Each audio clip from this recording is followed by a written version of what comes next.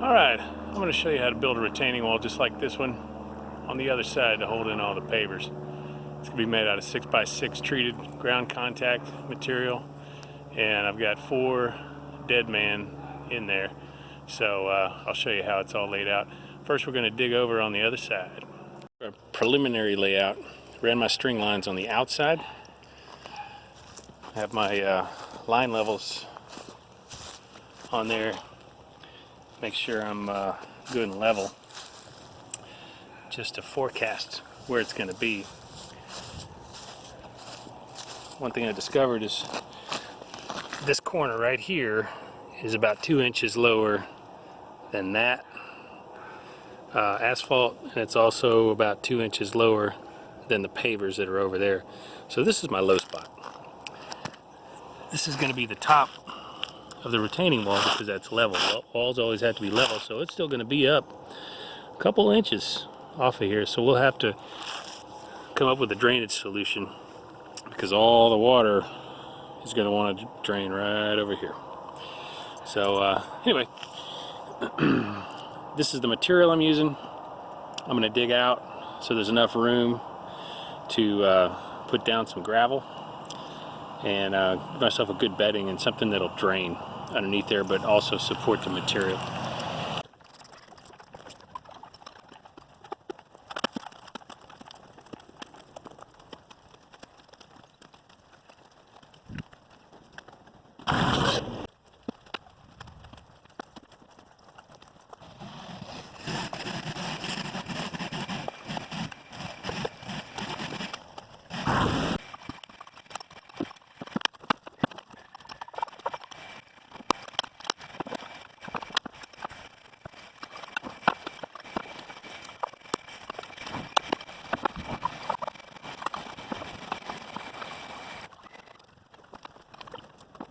Top string is what's going to show my my actual height of the wall, and so it's pretty close to what's on the tape.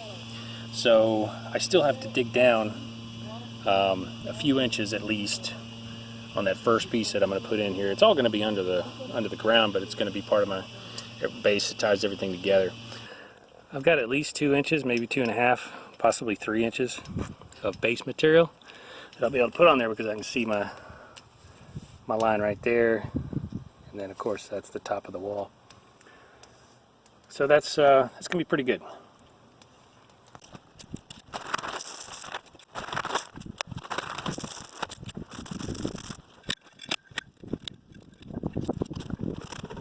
It's time to hog out some material.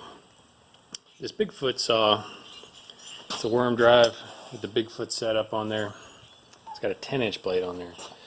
But this is as deep as it'll go. It goes a little deeper here. What I'm trying to do is put a saw kerf down in there to give me something to grind against and then stop. So I'll go as deep as I can from this one, this one, this one, this one, this one, this one, this one with the Bigfoot. Then I'll come back in with a handsaw. The rest of these I can go and put a kerf in there, and then you can hit it from the side, break it off, and then I've got this other grinder blade that I'll use to hog it out.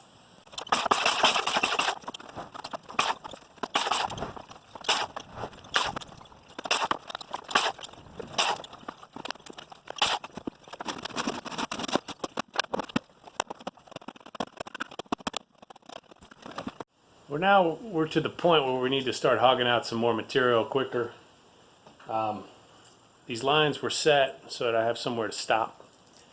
I've got a tool that's great for that. It's very dangerous. Okay, I like to call this the Mangler because it will mangle you very quickly if you don't use it right. There's a little direction of the way the blade travels, and you want to pull against it. You want to pull as it's coming, give it some resistance and pull it, this way. So lots going to happen really fast at 14,000 RPMs. Basically what it is it's a chainsaw blade on the end of a grinder. Okay, so it'll hog it out. You'll have a lot of control if you use it right. Make sure you use the handle on there. Okay, because you cannot handle it without the handle. It's just going to get out and then hit your leg. You know, it could be really, really bad. So I don't want anybody getting hurt out there. The other thing is I've got this combination goggle and face mask. So it keeps all the wood chips from getting in your eyes. And there's going to be a lot of wood chips really quick flying around. And then the face mask obviously protects the rest of your face. Ear protection, it just gets loud. It's just not worth losing your hearing over doing some stuff around the house, you know.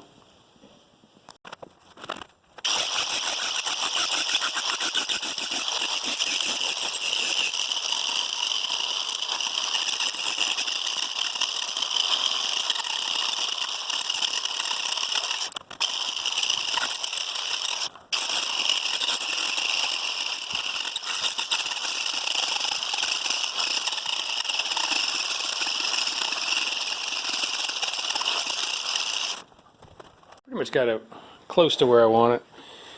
If I want to take out some of these radius marks from the grinder, I can hit it with this rounded part of this rasp type file. Probably won't do too much. This is a rustic looking project anyway, so I might hit it a few times with the rasp, but I'm gonna pretty much call that one good. All right, got all that backfilled. Pretty much used all 5 bags of that stuff, so that's half a cubic foot per bag, so didn't take long. Throw up. I'm gonna go ahead and use this decomposed granite. It really packs down a lot tighter when I use the tamper, this 8x8 tamper. This other stuff kind of moves around. This stuff is pretty solid. This stuff's great for the drainage right here, where it happens at the culvert. This stuff will still drain, but that's what I want to set my timbers on for a really solid surface. Well, I got a dry run going, so I temporarily tacked these guys into place with just some small nails. I sometimes use screws too. Like I'll go and use those little deckmate screws down there. But what I got to do, since this is stepping over, what I'm going to do is I'm going to drill as deep as I can with this bit. It won't go all the way through 3 of these. It'll almost go through it, but it's lacking about an inch. So I'm going to go as deep as I can. Take this top piece off, and then continue drilling down the hole that I'm just making right now.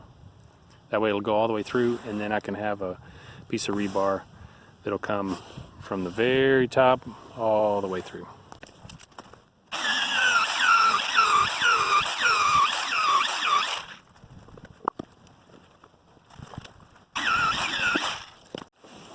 This is my 1/2 inch drill bit, and that's going to drive this 1/2 inch rebar. It's actually just a little bit bigger than 1/2 inch.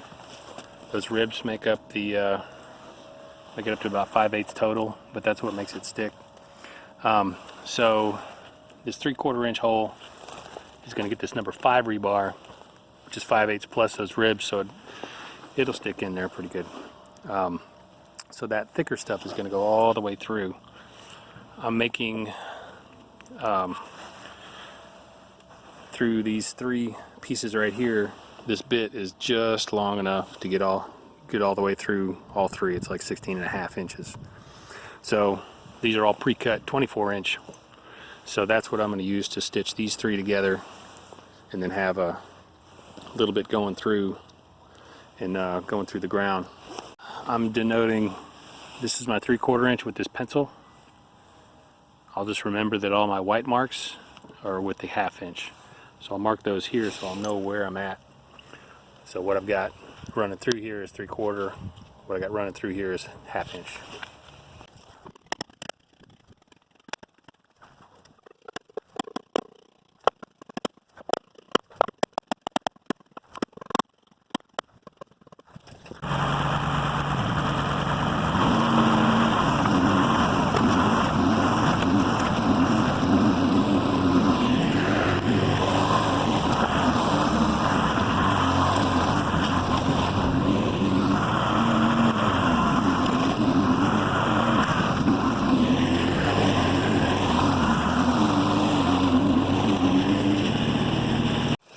Alright, it's time to install the dead men. So I just have this one laying in here just to make sure that I have it dug out enough and level. But what we need to do is bevel the edges, and then I'm going to put in some saw kerfs to let the ground have something to grab, give it some friction. So I got one going here, got another one going here. A whole lot of concrete cutting out and sawing to make that happen.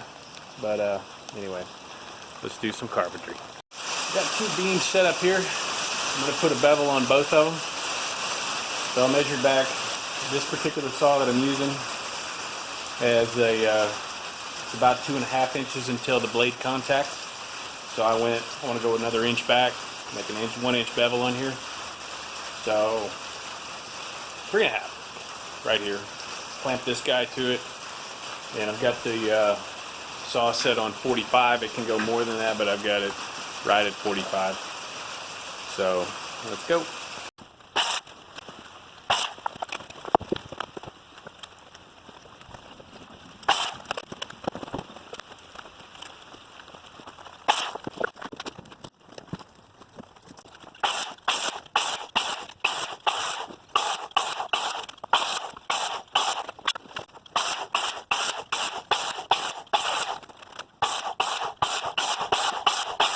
It really doesn't take very long to fill up a bucket, and I still probably got another bucket full to dig this down to match up where that one is.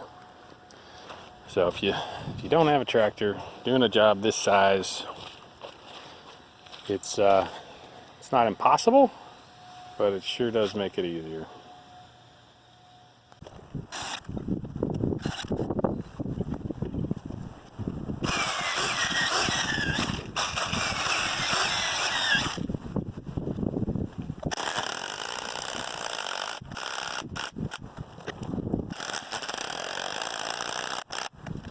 Dead men intersect on this corner. I've got two 10-inch by 1/2 inch thick lac bolts running diagonally through here, that way and this way. You see it made it through on that other side, but that's what you call locked in. It's already established that this is the low point, and I do have to match this with that, so I got to keep it. I'm going to have drainage around and under, so I'm using this Colorado River Rock under the next course. Left it down a little bit. I'm going to put some more of this landscape fabric over the top, and then use this decomposed granite on top of that. I'm going to use the landscape fabric so that it doesn't get caught in between all the little rocks and then start settling down. Time to cut the rebar down. I'm going to cut it on a 45 for the edges that are going to be going down in and getting driven. So it's basically a 10-foot piece of rebar cutting at 5. So I'll have this to hammer on flat, but then I'm going to have a tapered edge here so that it drives down into the wood easier and also down into the ground below.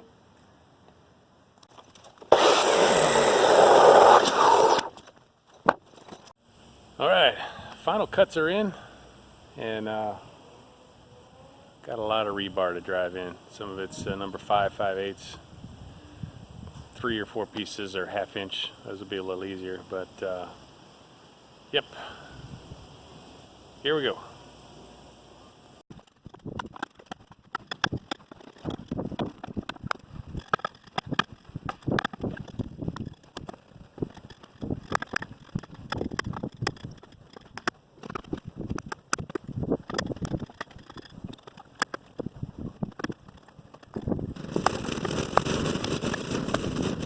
It looks like this one got off of the pre-drilled hole. It's trying to drill its own hole because this little mini dead man is angled down. So I'm going to try to pull it up. If I'm not successful with that, then I'll just cut it off with the Sawzall.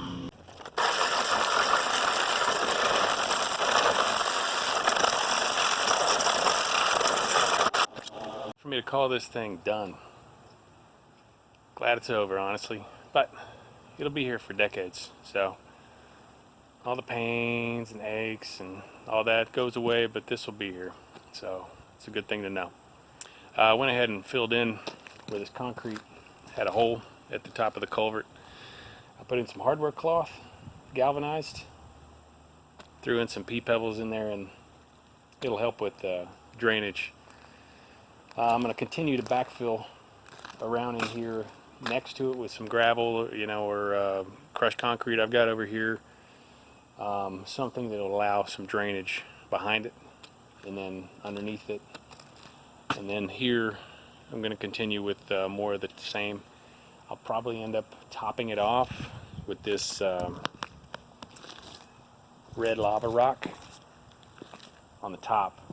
It tends to crush, from what I understand, down at bottom. So I'm gonna have all the gravel, the decomposed granite, all that stuff there on the bottom.